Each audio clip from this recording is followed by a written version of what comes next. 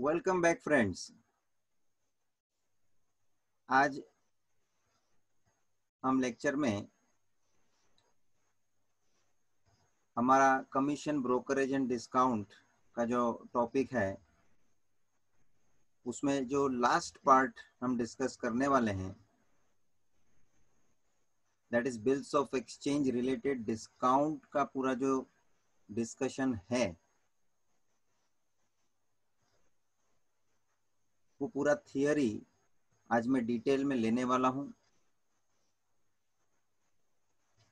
ये चैप्टर का last part है। फर्स्ट एक्सरसाइज में हमने कमीशन ब्रोकरेज और डिस्काउंट की बातें की है, मतलब दो टॉपिक फर्स्ट एक्सरसाइज में कवर हुआ है एंड द लास्ट पार्ट जो एक डिस्काउंट का ही हिस्सा हम मान के चलेंगे, बट ये पूरा सिचुएशन बिल्स ऑफ एक्सचेंज का डिस्कस किया है जो कहाँ ना कहाँ आपके अकाउंट्स के सब्जेक्ट में भी ये चैप्टर को रिलेट करता है।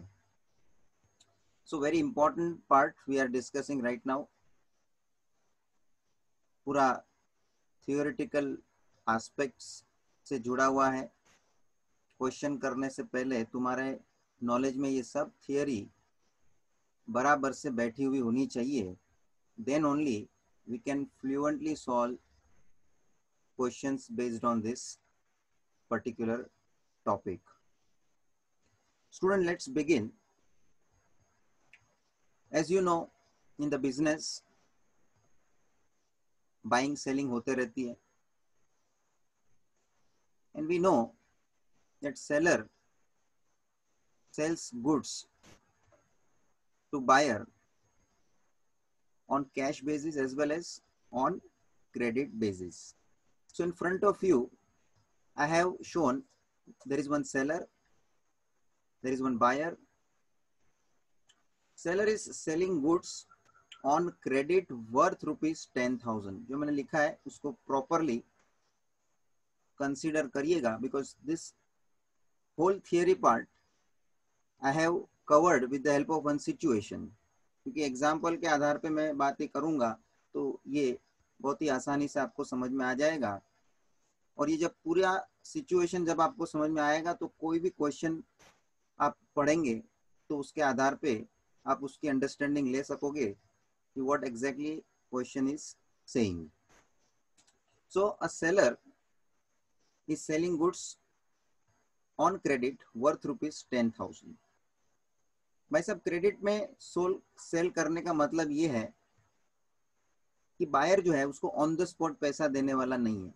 He is going to have some credit period, उधार पे हम जो बोलते हैं, तो वो अभी का अभी पैसा नहीं पे करेगा, वो कुछ महीनों के बाद या कुछ इस तरह से सेलर से क्रेडिट पीरियड डिमांड करेगा कि मुझे कुछ महीने दे दो, उसके बाद मैं पेमेंट करूंगा। So seller is agreeing upon his condition, लेकिन बायर को उस क्रेडिट पीरियड का जो एडवांटेज चाहिए, तो सेलर बोलता है तुझे 10,000 के गुड्स के ऊपर कुछ एक्स्ट्रा पे करना पड़ेगा। मतलब देखिए आपके सामने बिल बना हुआ है 10,250 का, एंड दिस 10,250 बिल पे जो लिखा हुआ है इट रिप्रेजेंट्स दैट कि 5 महीने का, उसमें डेट लिखा है, पीरियड लिखा है कि 5 महीने का क्रेडिट पीरियड होने के बाद ये बिल का पेमेंट होगा और बिल का पेमेंट 10,250 का होगा। जो अभी पेमेंट कर रहा है ऑन द स्पॉट तो उसको 10,000 पे करना है, 5 महीने के बाद उसको जो पे करना है तो उसको 10,250 पे करना है। तो ये जो 250 एक्स्ट्रा जो चार्ज किया है उस पर ध्यान दीजिए, that is what the additional amount buyer has to pay to the seller. अब जब सेलर ये गुड्स नक्की करता है बेचने का, वो बिल बनाता है, जब भी बिल एक लीगल डॉक्यूमेंट है, उस पे रेवेन्यू स्टैंप वगैरह लगा हुआ है इसलिए लीगल बन जाता है।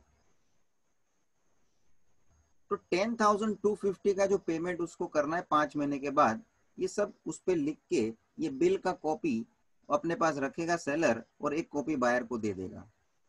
बायर का बिल के ऊपर वो साइन ले लेगा ताकि सेलर को वेरीफाई हो जाए कि भाई ये बिल 5 महीने के बाद पे होने वाला है। दैट इज श्योर, बायर ने एग्री किया है। और जो ये बिल बना रहा है seller, he is known as drawer in accounting language.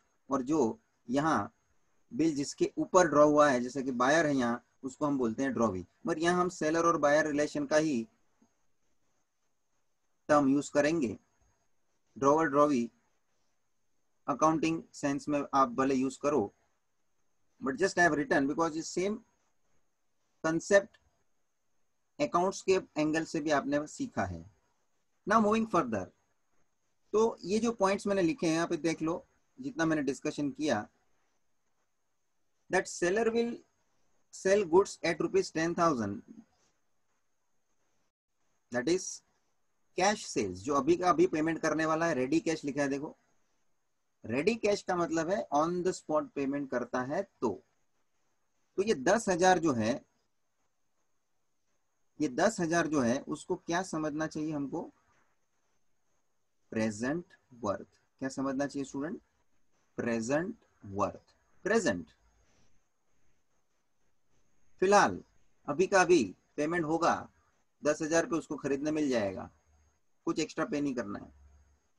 मगर नीचे लिखा देखो, since buyer wants credit period of 5 months, अभी उसके पास तुरंत तो पैसा है नहीं, तो वो उसके पास से कुछ पीरियड डिमांड करता है कि भाई मुझे क्रेडिट पीरियड दे दीजिए। सेलर जो वो विश्वासु है, रिलायबल है आदमी, तो उसको क्रेडिट पीरियड दे देगा, मगर उसके ऊपर उसका 250 रुपया एक्स्ट्रा चार्ज करेगा। मतलब उसको ये गुड्स के लिए पेमेंट कितने का करना पड़ेगा? टोटल 10,250। तो यहाँ 3 अमाउंट्स आए हैं स्टूडेंट्स, एक है 10,000, एक है 10,250 और एक है 250, जिसमें कि 10,000 को मैंने बोल दिया it is a present worth. ये सब टर्म्स अभी याद रखना है, प्रेजेंट वर्थ। मीनिंग जो समझा है, तो क्वेश्चन में उस एंगल से आप सोच पाओगे, क्वेश्चन को आगे कैसे करना है, वो सब चीज को आप बराबर से नोटिस कर पाओगे। सो 10,250 is the final amount buyer has to pay after 5 months. 5 months का भी एक हिसाब आपको समझना है। तो 10,250 जो दूसरा अमाउंट मैंने जो रेफर किया, इसको हम क्या बोलेंगे? 250 जो है उसको हम क्या बोलेंगे? अब ये 250 ही क्यों चार्ज किया है, इस पे भी मैं आता हूं। 5 महीने का बिल बना है, देखो बिल के ऊपर लिखा है पीरियड 5 महीने का हिसाब है, मतलब इसको बोलेंगे पीरियड ऑफ द बिल। क्या बोलेंगे? Period of the bill. तो अब यहां सेलर ने अपनी टर्म्स कंडीशन बायर के सामने रखी है, और वो टर्म्स कंडीशन क्या है कि भाई बायर तू 5 महीने के बाद पे करेगा, I will be charging extra 250, that's this 250 how it came, 6% का मैं तेरे पे इंटरेस्ट चार्ज करूंगा, एक्स्ट्रा 6% का मैं तेरे पे इंटरेस्ट चार्ज करूंगा। लेकिन 6% तो पर एनम का रेट चलता है, समझो, तो वो 6% पर एनम लिखा भले है, लेकिन उसको ऊपर उसको खाली 5 महीने का इंटरेस्ट लेने का हक है, क्योंकि बिल 5 महीने का बना है, क्रेडिट पीरियड 5 महीने का मिला हुआ है। सो बायर के पास से सेलर एक्स्ट्रा 6% लेगा तो सही, लेकिन ओनली फॉर 5 मंथ्स। और ये जो 250 एक्स्ट्रा वो ले रहा है, this interest is known as true discount, is known as true discount।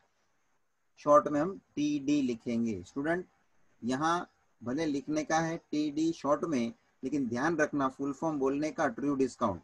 कारण प्रीवियस कंसेप्ट हमने डिस्काउंट का जो समझा है, उसमें हमने ये TD का ट्रेड डिस्काउंट समझा है, याद रखना। इसलिए वो ट्रेड डिस्काउंट वो भी TD होता है, यहाँ ट्रू डिस्काउंट ये भी TD होता है, इसलिए कंसेप्ट को मिक्स नहीं करना है। वो ट्रेड डिस्काउंट अलग है, ये टीडी का ट्रू डिस्काउंट का कंसेप्ट अलग है। सो 250 एक्स्ट्रा जो चार्ज हुआ है वो क्या बोला जाएगा, ट्रू डिस्काउंट। अब ये कैसे कैलकुलेट करने का है, नीचे मैंने आपको कैलकुलेट करके बताया, देख लो। पहली बात, true discount is always calculated on present worth. Present worth यहाँ 10,000 था, 10,000 का गुड्स उसने अभी बेचा है, that is what the present worth. लेकिन अभी वो पेमेंट नहीं कर रहा है, 5 महीने के बाद का क्रेडिट पीरियड उसने लिया है, 6% के हिसाब से एक्स्ट्रा उसको 250 आएगा। ये कैसे कैलकुलेट करेंगे, present worth multiply by R upon 100। R मतलब उसका जो भी रेट वो चार्ज कर रहा है। फिलहाल मैंने एग्जांपल में 6% लिया है, 6/100, और वो भी पूरे साल के लिए नहीं, 5 महीने के लिए, because he is demanding only for credit period for 5 months. So 5 month में है इंफॉर्मेशन, इसलिए 5/100, 5/12, परसेंटेज 6/100, मंथ 5/12। ये आप कैलकुलेट करके लीजिए, 2 0 cancel, 6 2 12, 2 50 into 5, that is going to be rupees 250।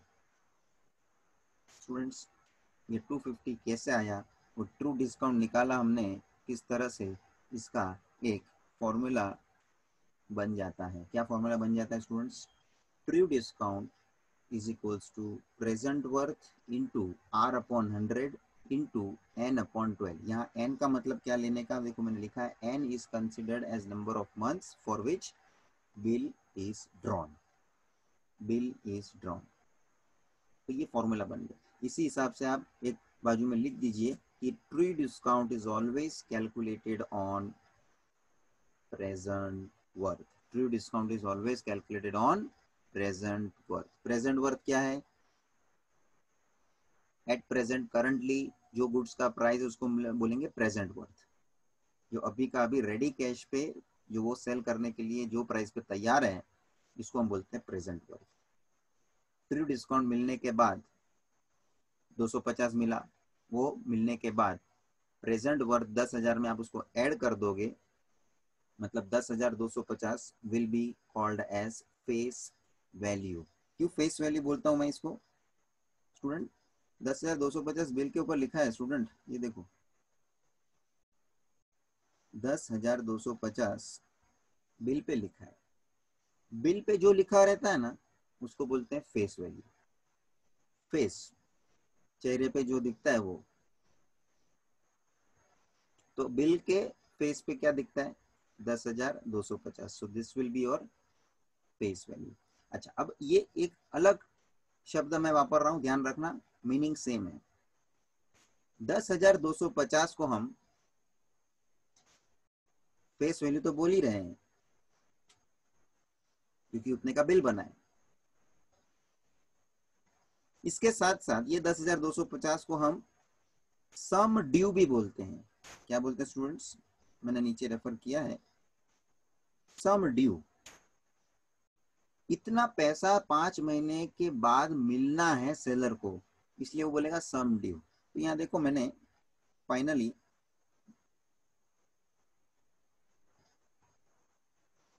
Formula लिख के बता दिया है, present worth plus true discount is equals to face value या सम ड्यू। दोनों का मीनिंग सेम है, सम ड्यू या face value, both are same, मगर अलग कॉन्टेक्स्ट में यूज किया जाता है स्टूडेंट्स। जब बिल बनता है तो उस हिसाब से वो बोल रहे हैं तो हम उसको फेस वैल्यू बोलते हैं। कितना पैसा बाकी है सेलर को जो पूछा जाए तो सेलर बोलेगा ये है सम ड्यू, मुझे 5 महीने के बाद मिलने वाला है। So present worth, that is 10,000 plus true discount, that is 250, is equals to sum due, और यू में से face value, that is 10,250। चलो यहाँ पे हमने 3 पार्ट डिस्कशन में लाए हैं, 3 अमाउंट जैसे मैंने आपके सामने बताया कि भाई माल बेचा, goods sold on credit, worth rupees 10,000, but he is going to collect 10,250. Therefore 250 is extra charged as a interest, which is called as true discount. अब अभी शॉर्ट में यूज कर सकते हैं लिखने का, ये सब टर्म्स को आप शॉर्ट में लिखेंगे लेकिन बोलने का पूरा. So finally I have noted there the amount which is written on the face of the bill. That is what we call it as face value. Students, इतने डिस्कशन में मैंने टोटल 2 फॉर्मूला आपके सामने जनरेट किए हुए हैं. एक formula true discount कैसे ढूंढने का, ये रहा, मैंने स्टार मार्क किया है. और दूसरा फॉर्मूला यहाँ पे present worth plus true discount is going to be sum due. So PW plus TD is equals to SD, or you may say face value FV. अब स्टूडेंट बिल ड्रॉ हो गया. Story को मैं आगे बढ़ाऊंगा. Bill का original copy seller के पास है. 5 महीने का टाइम जो दिया हुआ है उसने बायर को, वेट करेगा 5 महीने के लिए, पैसा आएगा 5 महीने के हिसाब से वो सोच रहा है. लेकिन 5 महीना बहुत बड़ी बात हो जाती है ऐसे बोलने के लिए 5 महीना, लेकिन टाइम जाने में बहुत समय लग जाता है कभी कभी. तो समझ लो ये एग्जाम्पल में मैंने जो बिल ड्रॉ किया है, समझो मैंने गुड्स बेचा है सेलर ने, वो मैंने एज्यूम करके लिखा है. देखो कि 4 जनवरी का एक मैंने तारीख लिया है. फॉर एग्जाम्पल है ये कि भाई 4 तारीख को गुड्स बेचा होगा और नक्की हो गया कि भाई मैं 5 महीने का क्रेडिट पीरियड लेना चाहता हूँ. उसने बिल बना डाला. What is the date? 4 January 2019. मतलब कि ये ट्रांजैक्शन हुआ 4 जनवरी को, बिल भी 4 जनवरी को बन गया. बिल के ऊपर जो डेट लिखा होगा वो 4 जनवरी.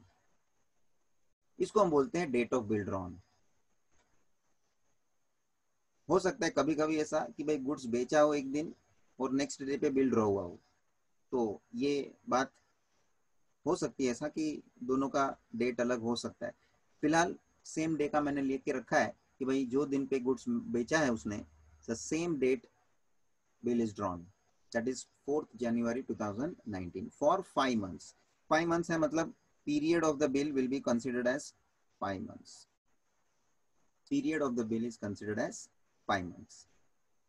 अब स्टूडेंट, पैसा जब मुझे लेना है,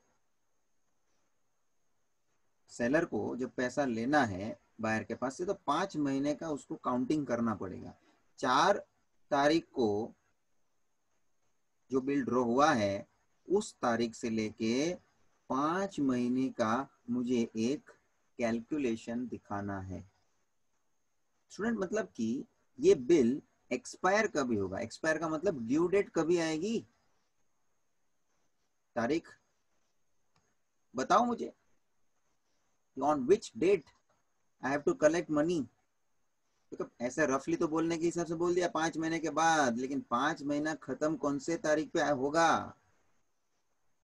खत्म होना मतलब डेट ऑफ एक्सपायरी, और यू में से ड्यू डेट.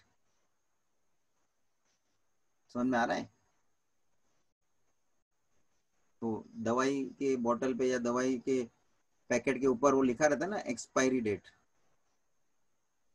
उसका क्या मतलब है कि अभी आपने भले खरीदा हो, अभी आप यूज कर सकते, लेकिन एक्सपायरी तक यूज करोगे. एक्सपायरी डेट के बाद उसको आप यूज मत करना, उसका वो डेट खत्म हो रहा है वहां पे. यहाँ पे भी बिल के लिए यही बात लागू हो रही है, एक्सपायरी डेट. तो हमें अब फाइंड करके रखना है कि date that is a due date कैसे मिलेगी. 2 प्रकार की ड्यू डेट है. पहली है nominal due date. First is nominal due date. Nominal due date कैसे निकालेंगे? तो कि जो डेट पे आपने बिल ड्रॉ किया है उस पे आप 5 महीना ऐड कर लो. पीरियड आपको ऐड कर देना है. What is date of bill drawn 4 January 2019 plus 5 months गिनते रहिए। जनवरी के बाद स्टार्ट करो, 5 महीना कहाँ पे आता है, खत्म होता है, फरवरी, मार्च, अप्रैल, मई, जून। फरवरी से इसलिए क्योंकि फरवरी पे पहला महीना खत्म होगा, इसलिए नेक्स्ट मंथ से पहला मंथ गिनना शुरू होता है। फरवरी, मार्च, अप्रैल, मई, जून, 4 तारीख है, 4 से 4 4 जून। महीना कौन सा आया, जून। डेट कौन सी है, 4। तो 4 June 2019 is our nominal due date. लेकिन भाई साहब बायर मुझे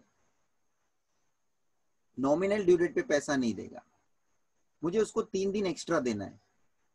3 दिन एक्स्ट्रा देना मतलब 4 जून के ऊपर 3 दिन एक्स्ट्रा गिन ले। तो क्या भाई ये 3 दिन एक्स्ट्रा देंगे तो एक ड्यू डेट आ जाएगी, जो ड्यू डेट और आगे हम बात करते हैं तो उसको हम बोलते हैं लीगल ड्यू डेट।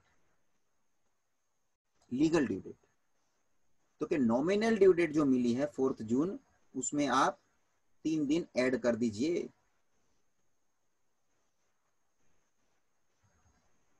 4 तारीख 3 दिन ऐड करिए, 5, 6, 7, 7 तारीख पे मैं आके खड़ा हूं। 7 June is your final due date which we call it as legal due date. भाई साहब इस डेट पे मेरे को पेमेंट मिलना है, बायर से पेमेंट मुझे मिलना है। मतलब ये डेट को मुझे पकड़ के चलना है, नक्की करके रखना है, पहले से ढूंढ के रखना है कि this is the date 7th June 2019 on which I am going to get my payment. How much?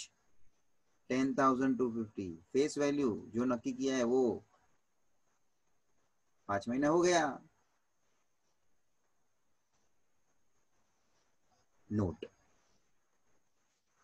Buyer मतलब कि ड्रॉवी हैज टू पे on legal due date.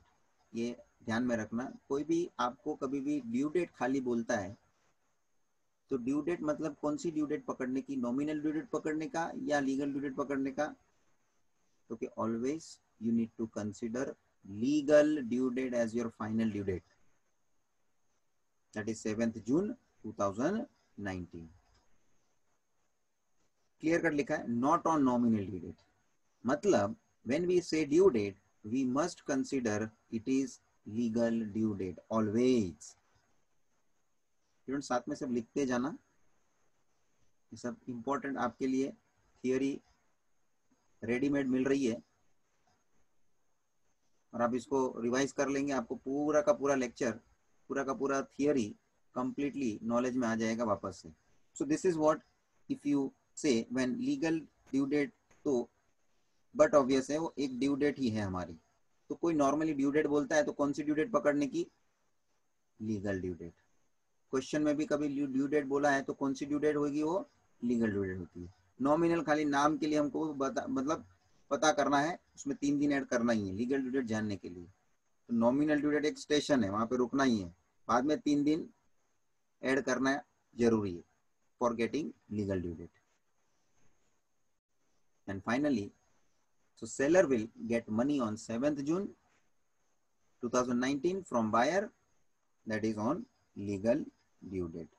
Students ये सब इंपॉर्टेंट मुद्दे हम कवर कर रहे हैं जो पूरे कंसेप्ट को समझने के लिए बहुत ही इंपॉर्टेंट है, क्योंकि क्वेश्चन में भी इस कंसेप्ट के आधार पे पूरा आपको अंडरस्टैंडिंग लेना रहता है। तो जो आपको इसकी टर्म्स, इसके पूरे कंसेप्ट का जो इंफॉर्मेशन मालूम पहले से रहता है तो आप क्वेश्चन को आसानी से समझ सकोगे and then you can solve it properly.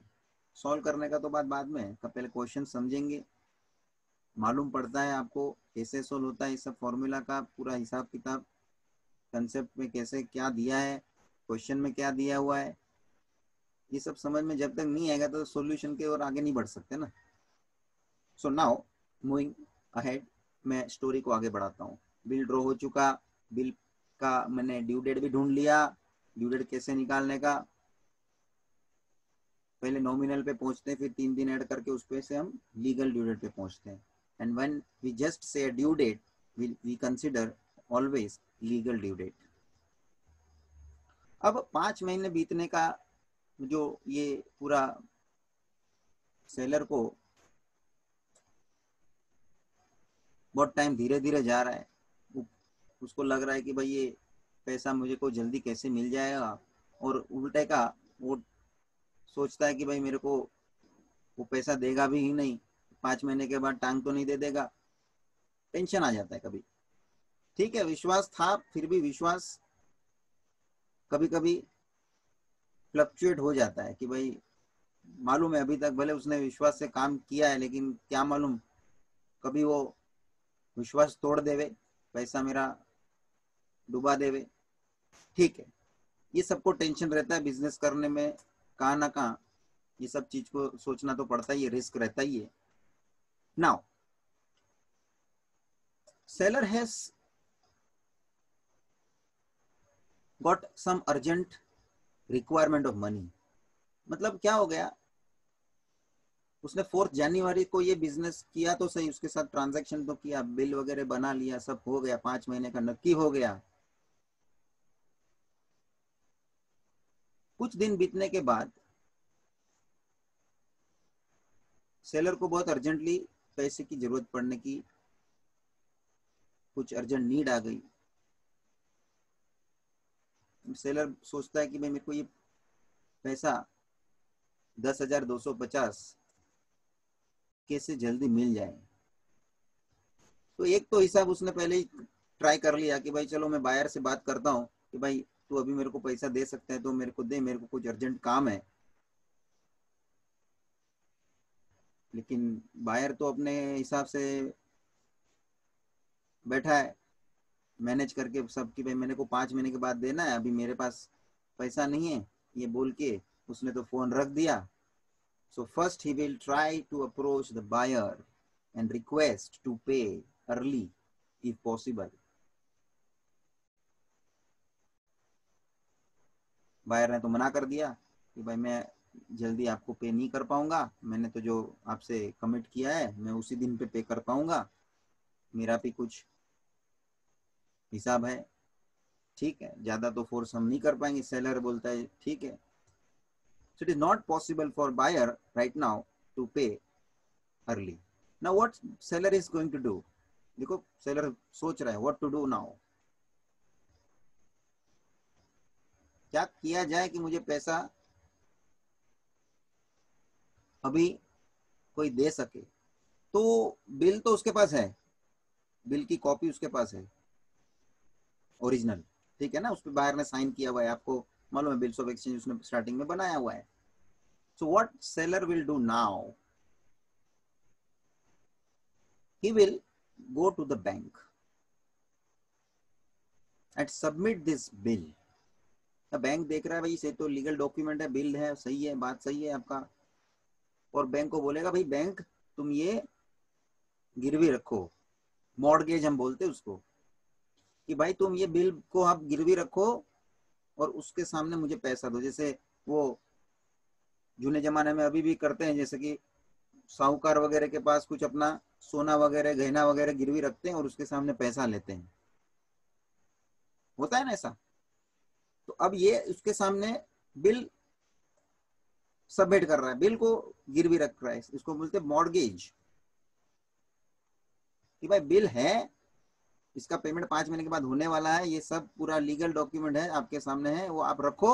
Bank को बोलता है वो सेलर, और मुझे अभी फिलहाल पैसे की नीड है, आप मुझे पैसा दे दो। ये जो कार्यक्रम करता है जब सेलर, इस प्रोसेस को बोलते हैं bill discounting with bank. Bill discounting with bank. इससे बैंक क्या करेगा, बिल ले लेगा और बिल के सामने उसको पैसा दे देगा। सेलर तो खुश, भाई अर्जेंट नीड था, पैसा मुझे चाहिए था, मिल गया। So bank is going to have some support in this regard, ये बैंक का काम है। लेकिन बैंक भी एक कमर्शियल इंस्टीट्यूट है स्टूडेंट्स, बैंक ये काम कोई फोकट में नहीं करेगा, बैंक भी अपना कमाने बैठा है। तो बैंक क्या करेगा, सेलर से बात करेगा भाई मैं तुमको पैसा देने के लिए तैयार हूं, लेकिन मैं जो है बिल के ऊपर ये 10,250 जो लिखा है ना, पूरा पैसा नहीं दूंगा, मैं मेरा कुछ उसमें कमीशन लूंगा, मेरा कुछ उसमें इंटरेस्ट लूंगा। भाई साहब, बैंक बोलेगा मैं तुम्हारा ये बिल के ऊपर इंटरेस्ट चार्ज करके लूंगा, वो उतने पे ही लूंगा जितने का बिल है। मतलब बैंक बोलेगा I will charge some interest on face value 10,250। Bank को हक उसके ज्यादा अमाउंट पे कोई लेने के लिए नहीं है भाई, जो है बिल का अमाउंट है उसके ऊपर उसको इंटरेस्ट लेने का हक है। हाँ, वो भी जो बैंक का रेट चलता होगा ना, रेट ऑफ इंटरेस्ट, उस रेट से वो चार्ज करेगा। 8%, 10%, 12% जो चलता है। हाँ, वो फिर सेलर को थोड़ा समझना पड़ता है कि नहीं, उतना मेरा पैसा मुझे कम मिलेगा, टोटल 10,250 नहीं मिलेगा, उससे कम मिलेगा, उतने से उसको काम चलाना पड़ेगा। और जब ये बैंक अपना इस इंटरेस्ट का अपना चार्ज लेता है, बैंक को ये इनकम है, बैंक इसको ट्रीट करती है बैंकर्स डिस्काउंट। क्या बोलते हैं हम इसको? Bankers discount. तो बैंकर डिस्काउंट का क्या मीनिंग बन गया? When seller is discounting his bill with the bank, then bank is going to charge some interest on the face value of that bill, and that will be the income for the bank, which is called as banker's discount, which is written as BD in short. देखो भाई, ये जहाँ bill का copy, ये देखो bank खड़ी है, वो सेलर देखो वहाँ सीढ़ी चढ़ रहा है बिल लेके हाथ में, वो बैंक को बिल दे देगा, और बैंक देखो सामने पैसा दे रहा है। देखो, he is going to collect that money against that bill. Bill किसके पास चला गया? अभी बैंक के पास। पैसा बैंक ने दे दिया सेलर को, means against bill. Against bill मतलब ये बिल देने के सामने पैसा मिल रहा है उसको। ये लीगल डॉक्यूमेंट बैंक के पास जमा हो गया और पैसा सेलर को मिल गया। अब मैंने यहाँ लिखा है, देखो, bank is going to give money, money is equal to ₹10,250 पे चौकड़ी मारा है। देखो मैंने, मतलब 10,250 इज द फेस वैल्यू, उसका हिसाब बैंक का रहेगा कि भाई उसके ऊपर उसने बैंक का अपना खुद का बैंक इंटरेस्ट ले लिया है, बैंकर्स डिस्काउंट जिसको हमने बोला है, वो चार्ज करके ले लेगा। मतलब फेस वैल्यू से कम पैसा सेलर को मिलने वाला है। I have written here less than notation. देखो मैंने साइन क्या किया है यहाँ पे, लेस देन, और बॉक्स बना के रखा है, उसमें अमाउंट क्या आएगा, वो जो है अमाउंट सेलर को मिलेगा। मतलब सेलर को पूरा फेस वैल्यू नहीं मिलेगा 10,250 ना, उसमें से बैंक अपना हिस्सा थोड़ा इंटरेस्ट काट लेगा, और बैलेंस पैसा उसको सेलर को मिलेगा। देखो ने लिखा है, seller will get money against that bill which is known as CV, cash value. क्या बोलते हैं हम इसको? Cash value. ये नया टर्म आ गया, देख वापस से, बीडी आया बैंकर्स डिस्काउंट, सीवी आया कैश वैल्यू। तो बैंकर डिस्काउंट किसमें से माइनस किया? फेस वैल्यू में से, क्योंकि पूरा का पूरा फेस वैल्यू का अमाउंट तो सेलर को मिलने वाला नहीं है। तो सेलर को कितना मिलेगा? तो कि बैंक अपना बैंकर डिस्काउंट काट लेगा, और बाद में जो है बैलेंस वो मिलेगा। वो बैलेंस जो है उसको बोलते हैं कैश वैल्यू। मतलब कि जितना पैसा बैंक ने बिल के अगेंस्ट दिया है, दैट इज कैश वैल्यू। यहाँ 3 टर्म नहीं आ गई, जो कि फेस वैल्यू तो पहले से थी, साथ में बैंकर डिस्काउंट और कैश वैल्यू। तो बैंकर डिस्काउंट जब फेस वैल्यू में से माइनस होएगा, उतना पैसा कैश वैल्यू सेलर को मिलेगा। तो फॉर्मूला बन गया। देखो students, before that let me cover this part. तो कि cash value is the amount that the money received by seller against the discounting the bill after deducting banker discount by the bank, and hence banker discount is income of bank. एक प्रकार से interest बोला ना, interest मतलब उसका एक income हो गया बैंक के लिए, and therefore cash value is equals to face value minus bankers discount. Cash value जो सेलर को मिल रहा है वो कैसे कैलकुलेशन में लाएंगे उन लोग, तो फेस वैल्यू जो है बिल का जो 10,250 है उसमें से बैंक अपना डिस्काउंट कट कर लिया, वो माइनस करके बाकी का पैसा कैश वैल्यू सेलर को दे देगा। अब how to know the banker discount, how to calculate the banker discount, bank अपना बैंकर डिस्काउंट नक्की कैसे करेगा?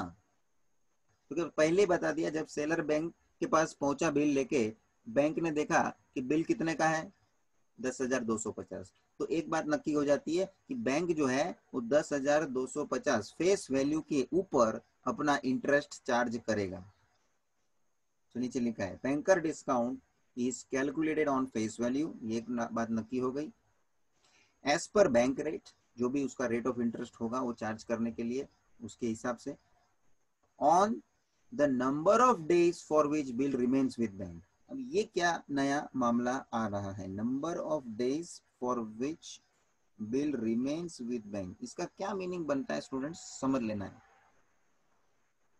स्टूडेंट्स बिल बना था 4 जनवरी को, उस समय तो सेलर को कोई पैसे की जरूरत नहीं थी, कुछ दिन बीत जाने के बाद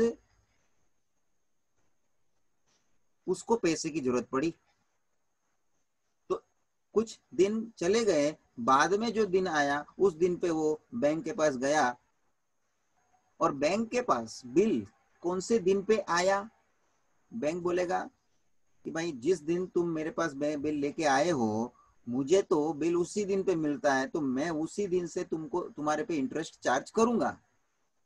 बैंक को हक इंटरेस्ट चार्ज करने का जो है वो कितने पीरियड के लिए है, सोचिए बराबर। तो बिल कभी मिला बैंक को, तो जब सेलर उसके पास बिल को डिस्काउंट कराने के लिए लेके गया, उस दिन से लेकर लास्ट का जो ड्यू डेट है तब तक ये बिल बैंक के पास पड़ा रहेगा, क्योंकि जब तक वो बायर पैसा नहीं देगा तब तक ये बिल ऑनर होने वाला नहीं है, मतलब तब तक ये बिल का पैसा बैंक को मिलने वाला नहीं है। तो बैंक के पास कितने दिन तक का ये बिल पड़ा रहेगा, तो कि वो आपको गिनती करनी पड़ेगी सर कि भी आप सेलर ने कौन से दिन पे बैंक को ये बिल डिस्काउंट करवाया है, उस दिन से लेकर लास्ट लीगल ड्यू डेट तक।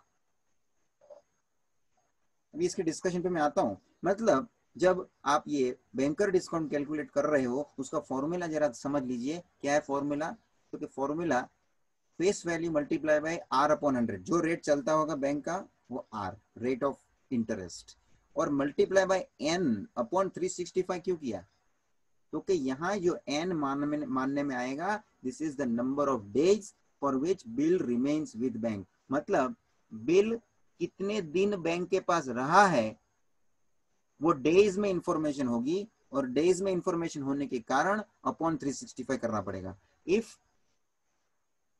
Information for the period is given in months, तो अपॉन में 12 करने का, if information is given in terms of days तो उसको 365 से डिवाइड करने का। इसका मतलब ये होता है student, always we are considering ये जो पीरियड है उसको हम ईयरली में कंसिडर करते हैं, क्योंकि रेट जो होता है ना वो रेट पर एनम होता है, सालाना।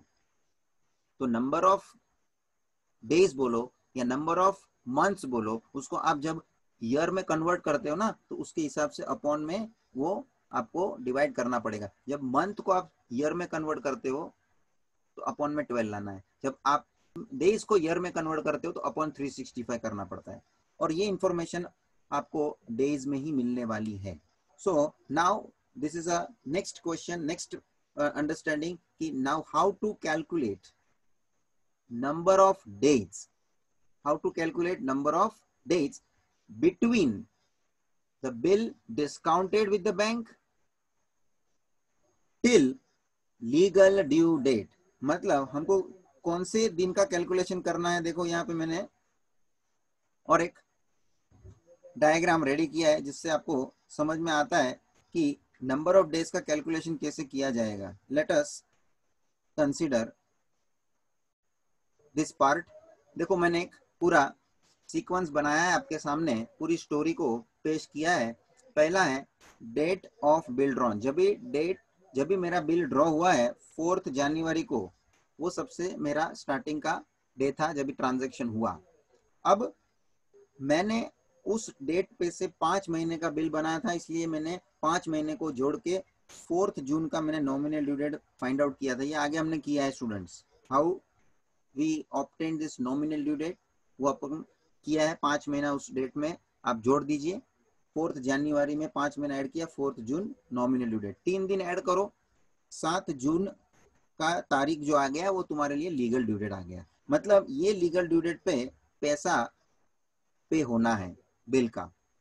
अब मेरे को मतलब कि सेलर को इस दिन पे पैसे की अर्जेंट नीड हुई, मतलब कौन सा तारीख मैंने लिखा है देखो, एग्जांपल के तौर पे 10 मार्च, मतलब जनवरी महीना गया, फरवरी महीना गया, तब तक मेरे को कोई रिक्वायरमेंट नहीं थी। मार्च की 10वीं तारीख को मुझे कुछ पैसे की अर्जेंट नीड आ गई, और उस समय मैं ये बैंक के पास बिल लेके गया और उसको बोला भाई ये तुम बिल रखो और मुझे पैसा दो। ये प्रोसेस को क्या बोलते हैं, बिल डिस्काउंटेड विद बैंक। तो मैंने बिल कौन से तारीख को बैंक को सबमिट किया है, 10 मार्च 2019। 10 मार्च को बिल बैंक के पास सबमिट हुआ है। बैंक के पास कभी बिल आया, 10 मार्च को। बैंक के पास 10 मार्च से लेकर कब तक बिल रहने वाला है, लीगल ड्यू डेट मतलब 7 जून 2019 तक। मतलब अब मुझे ये फाइंड आउट करना है number of days between date of bill discounting and legal due date. देखो मैंने ये आपको मार्किंग करके बताया है कि कौन से तारीख के बीच के दिन हमको गिनती करने हैं, डेट ऑफ बिल डिस्काउंटिंग से लेकर लीगल ड्यू डेट तक के डेज काउंट करने हैं। So below that I have written number of days which for which bill remains with bank, that is dates between 10th March 2019 to 7th June 2019। और इसका मैंने नीचे कैलकुलेशन बताया है, देख लो कैलकुलेशन। स्टूडेंट्स आप लोग ये पॉज करके नोट डाउन करते रहना प्लीज, बिकॉज मैं आगे चल रहा हूँ, थियरी आगे बढ़ेगी, नोट डाउन करने के लिए तुमको टाइम चाहिए। तो जब ये मुझे डेज का कैलकुलेशन करना है तो मुझे कैसे करना है ये मैंने आपके सामने इलस्ट्रेट किया है। देखो कैलकुलेशन किसके बीच का ये दिन निकाल रहे हैं हम, कौन से दो डेट का, date of bill discounting and legal due date. तो मेरा डेट ऑफ बिल डिस्काउंटिंग क्या है, 10 मार्च 2019, और लीगल ड्यू डेट क्या है, 7 जून 2019। अब देखो मैंने नीचे एक टेबल बनाया है, तो मार्च महीना तो चल पड़ा है, 10वीं तारीख पे मैं खड़ा हूँ और 10वीं तारीख पे बिल मेरा बैंक में सबमिट हुआ है डिस्काउंटिंग के लिए। मार्च महीने का कंप्लीशन होने को और कितना दिन बाकी रहता है, मार्च महीना स्टूडेंट गिन लेने का, जनवरी फरवरी मार्च में 31 दिन रहते हैं, 31 दिन, और 10वीं तारीख पे तो मैं खड़ा हूँ, तो और कितने दिन बाकी, और कितने दिन पेंडिंग है मार्च महीने को कंप्लीट होने के लिए, तो के 10 दिन हो गया। Next remaining dates for March month is how many days are left in the March month, that is 21। हो गए 31, 10 दिन बीत चुके हैं, बाकी के 21 दिन। अब अप्रैल तो पूरा है, आगे बढ़ रहे ना हम, अप्रैल महीना तो पूरा का पूरा बैंक के पास रहा है बिल, तो अप्रैल 30 डेज, मई 31, जून पूरा नहीं आएगा स्टूडेंट, 7 जून पे तो मुझे पेमेंट हो जाने वाला है बैंक को, क्योंकि बिल अभी उसके पास है, तो 7 जून तक का ही डे मुझे को गिनना है, मतलब जून पूरा नहीं गिनने का। जून में कितना दिन खाली गिनना पड़ेगा, 7 दिन। और स्टूडेंट टोटल करिए ना कितना दिन हो जाता है, तो के 89 डेज। स्टूडेंट 89 डेज के लिए ये बिल बैंक के पास पड़ा रहा है, मतलब जितने दिन के लिए ये बिल बैंक के पास रहेगा उतने ही दिन के लिए बैंक मेरे पास से interest वसूलेगा. So I have written here bill remains with bank for 89 days and therefore which means bank will charge interest for 89 days. समझ में आ रहा है स्टूडेंट्स? 89 डेज के लिए बैंक मेरे से इंटरेस्ट लेगा. अब ये 89 डेज का इंटरेस्ट मुझे कैलकुलेट करके दिखाना है आपको, और वही तो है बैंकर डिस्काउंट का कैलकुलेशन जो फॉर्मूला में मैंने समझाया हुआ है. और उसमें एन का मतलब मैंने अभी तक आपको ये अभी प्रैक्टिकली आपको डेज काउंट करके बताया हुआ है. तो अभी मैं नंबर ऑफ डेज का कैलकुलेशन होने के बाद बैंकर डिस्काउंट कैलकुलेट करके बता रहा हूं. So below that I have written that bill remains with bank for 89 days, which means bank will charge interest for 89 days, which is known as banker's discount, and bank give money against the bill, which is known as cash value. As earlier हमने देखा है cash value का definition.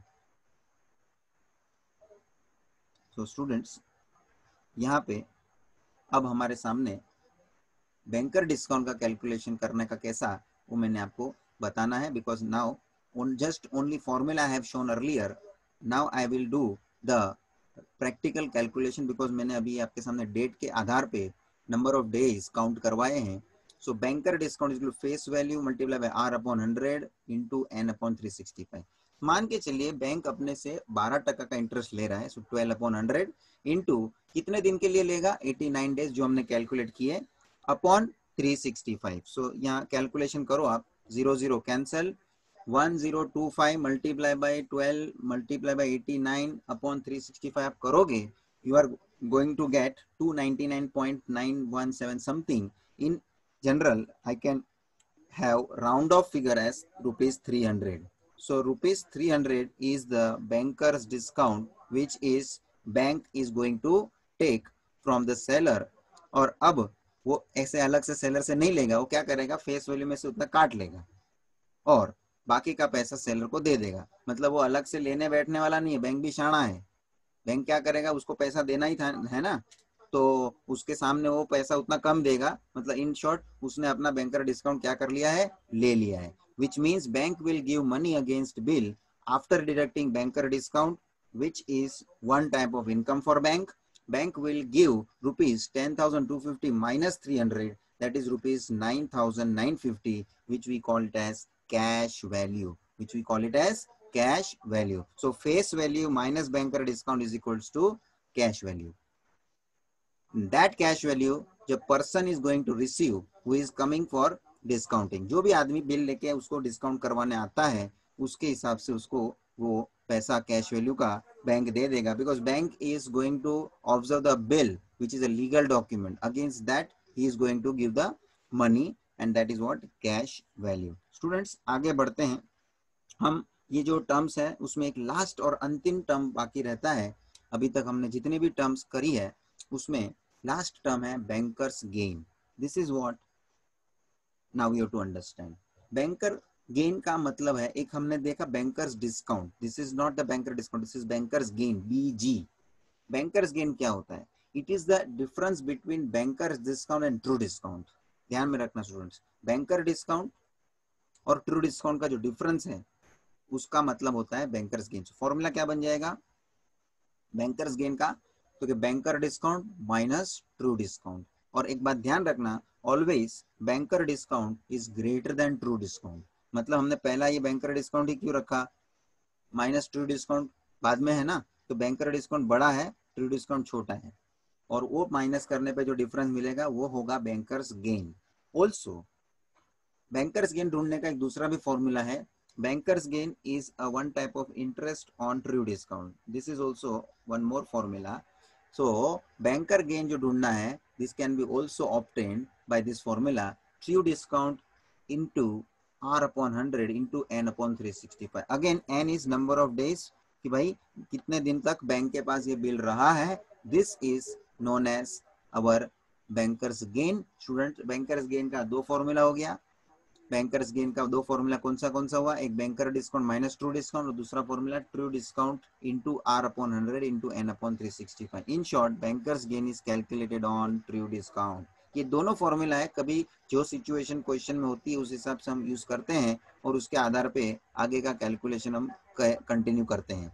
So student overall यहाँ हमारा पूरा part खत्म होता है. ये जो पूरा बिल्स ऑफ एक्सचेंज का पूरा टॉपिक हमने लेके इसमें जो वेरियस टर्म्स और टर्मिनोलॉजी इसकी जो है हमने पूरी समझी है एग्जाम्पल के साथ, और इसमें से क्या क्या हमें फाइंड करना है, किस तरह से फाइंड करना है, फॉर्मूला के साथ, एग्जाम्पल के साथ, और नंबर ऑफ डेज का कैलकुलेशन कैसे किया हमने, वो पूरा का पूरा बराबर से इसको समझना है students. If you want you may repeat this particular part and total you can understand it by this example. आप ये पूरा कंटेंट प्रॉपरली लिख लेना नोटबुक में, प्रॉपर वे से इसको प्रेजेंट करना, क्योंकि कोई भी पार्ट इसमें आगे पीछे हो रहा है नहीं चलेगा.